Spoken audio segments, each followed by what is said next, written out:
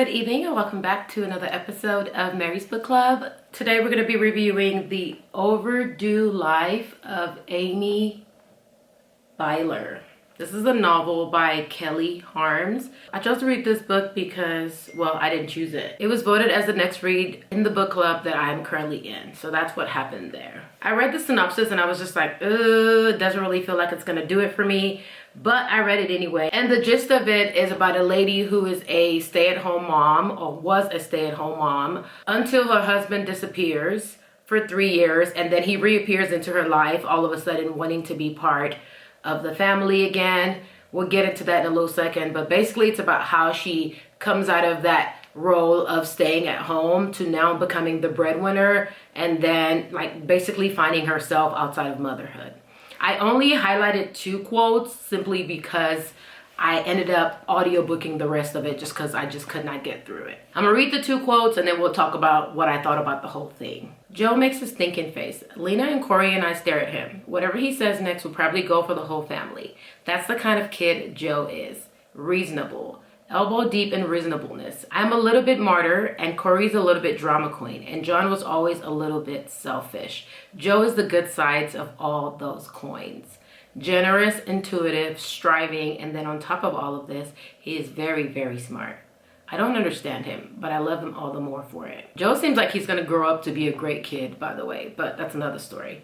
Aunt Lena, he asked. And I know a philosophical question is coming because Lena, before becoming a teacher at Country Day, was a nun. Do you think forgiveness is a skill learned through practice, like playing chess, or a talent given to you at birth, like singing in tune? Yes, Lena says in her way. Some people have to practice forgiveness and will never be naturals. They'll either do the work and get awesome at it, but always have to think it over, or never do the work and die with a sack of hurts the size of an elephant. I know because I'm in danger of being one of those people whenever I stop paying attention. Which basically meant that she's one of the ones that have to learn and work at it. Then she nods at me. Some people, like your mother, forgive so naturally they don't notice it happening.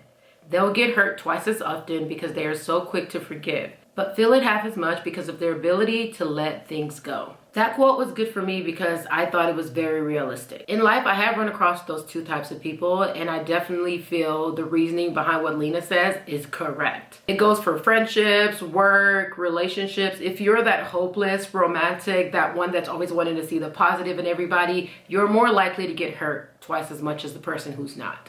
But it also means that you probably forget quicker. But what she didn't touch on was the trauma that comes along with getting hurt so often. But that's a whole nother story. Let's read the next quote. Oh wait, that was the next quote. It was just highlighted on 2 different pages. Okay, well that does it. So I want to say, this is probably going to be a really short book review. And I'm glad that I put the spoilers there because in order for me to fill up this content, I need to talk about the book in its entirety. I can't just leave you guys with a cliffhanger because I'm not saying too much about the quotes. I do want to say while the book has some parts that were like, yeah, absolutely felt like many parts resonated with me. So I did like the way the author wrote it. She wrote it in a way that she gave something for every type of reader or every type of human. Right? I have to say that overall, the entire story felt very chick flicky. And if you know me, I don't really like chick flicks. So from the jump, I knew it wasn't something I wanted to read about. But I also liked that the end was quite realistic, right?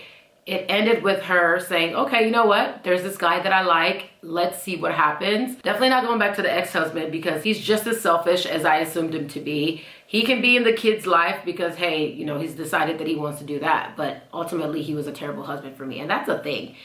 Personally, I think he was a terrible husband and father. I definitely just feel like he should have just ceased to exist. But that's another story. But Amy, the character, was choosing to keep him in her life, which is fine. But I like that she did give herself a chance to be loved by someone who seemed a bit more capable and that seemed to be more aligned with the lifestyle that she wanted to live. And I also love that she put a third option there, which is that if it doesn't work out with him, like she's just fine to be by herself. That was great too. Again, I think the writer was very well balanced in her thought process.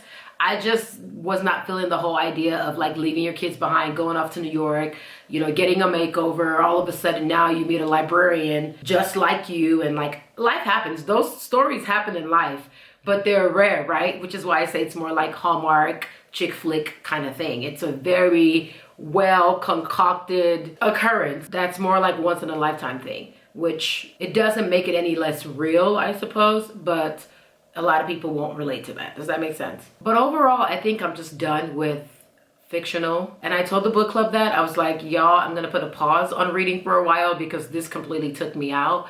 I think if I pick up a book next, it definitely won't be part of the book club reads. I need to get back to a place where I feel like, I want to read a book, and then I'll read it. Does that make sense? And I highly doubt it's gonna come in the form of a fictional book. Naturally speaking, I'm very in my head. I'm just one of those people that prefers deeper subjects. I'm just one of those people that doesn't really live in fantasy unless I'm living it. And if I am living it, then it's not really a fantasy. Does that make sense? All I'm saying is I'm not really one of those people that wants to live vicariously through fake characters. I'd rather be reading like personal development or true crime, you guys know, which I've also recently not really watched a lot of on TV. So all of this to say, thank you for sticking it out. Thank you for being here. We will still be doing our reviews every Sunday of the month. But again, that gives me 4 weeks from now to decompress and figure out what I want to read next, instead of feeling obligated to, because then it just feels like school all over again. Overall, I rated the book a 3. I think that's a good, fair, neutral number. 3 out of 5 stars. If you're still interested in reading the book, per usual, I will have links down below for the paperback and hardcover, the audiobook, as well as the Kindle version. Thank you for watching another episode of Mary's Book Club, and I will see you first Sunday of December. Ciao!